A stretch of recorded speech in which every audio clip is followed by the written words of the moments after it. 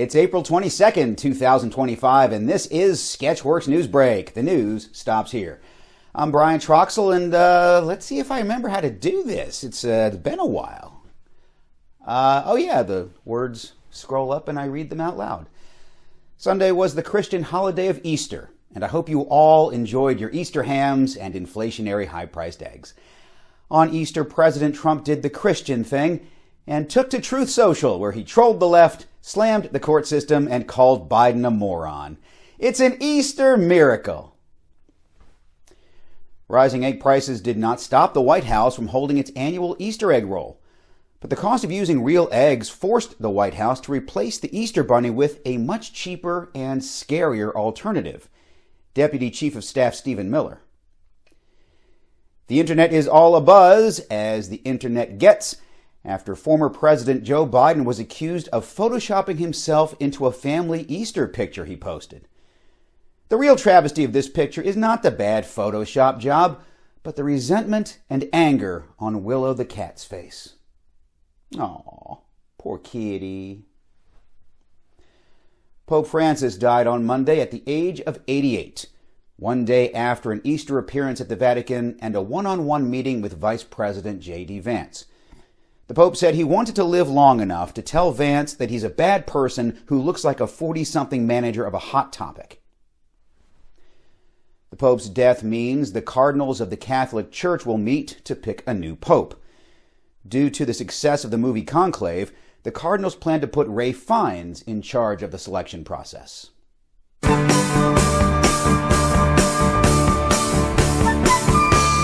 Russian President Vladimir Putin said he is open to bilateral talks with Ukrainian President Volodymyr Zelensky. The only caveat, at the meeting he wants Ukraine to be shirts and Russia to be skins. China announced it will cease sending packages through the U.S. mail, forcing the use of non-governmental courier services, which means packages will arrive on time and in good condition.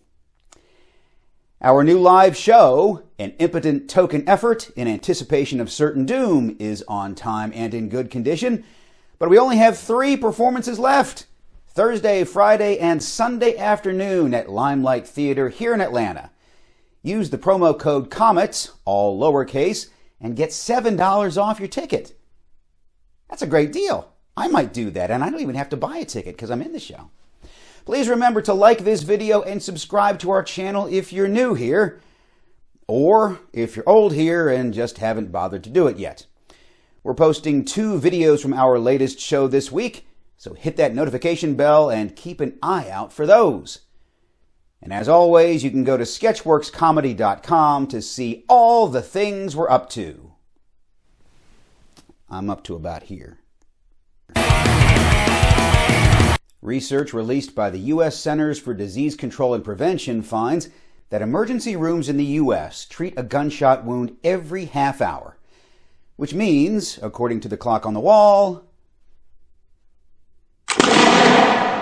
hey, they're right. Imagine that, the CDC actually being right about something. The New York Times reports Defense Secretary Pete Hegseth texted secret details about U.S. military operations in Yemen with his wife and his brother.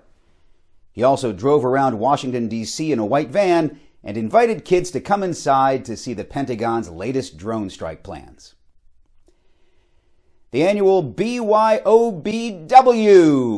Bring Your Own Big Wheel race in San Francisco, brought out hundreds of participants on Easter. Sources say adults are increasingly looking for new outlets for childish pursuits, including running for Congress. I bet Marjorie Taylor Greene rides her big wheel to work every day.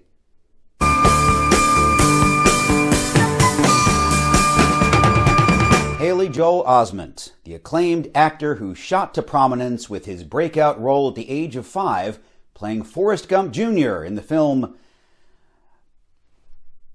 Forrest Gump, and garnered national attention for playing the creepy little creeper kid in The Sixth Sense, was arrested for public intoxication and cocaine possession this past week. I see wired people. Brothers Clint and Evan Buffington discovered a message in a bottle along a beach in the Bahamas last week, The note was written by 14-year-old Peter R. Thompson from West Newbury, Massachusetts, way back in May 1976. The note included a list of Peter's favorites. Favorite band? Kiss. Favorite TV show? Happy Days. Well, of course it was. And favorite movie? The Duchess and the Dirtwater Fox. Stars George Siegel and Goldie Hawn show you how the West was fun. The Duchess and the Dirtwater Fox, rated PG. 1976 PG, which in today's ratings is actually PG-13. But in the 70s, there were no rules. You could do whatever you wanted in a PG movie. The inaugural sperm race will be held April 25th at the Hollywood Palladium in Los Angeles. And while the results of the race have yet to be decided, as I record this episode of Sketchworks NewsBrake, I can already tell you the winning sperm will belong to Nick Cannon. That's all for Sketchworks NewsBrake. We'll be back next week, and we hope you are too. I'm Brian Troxel. Say hi to your mom for me. Unfortunately, I don't have the winning sperm.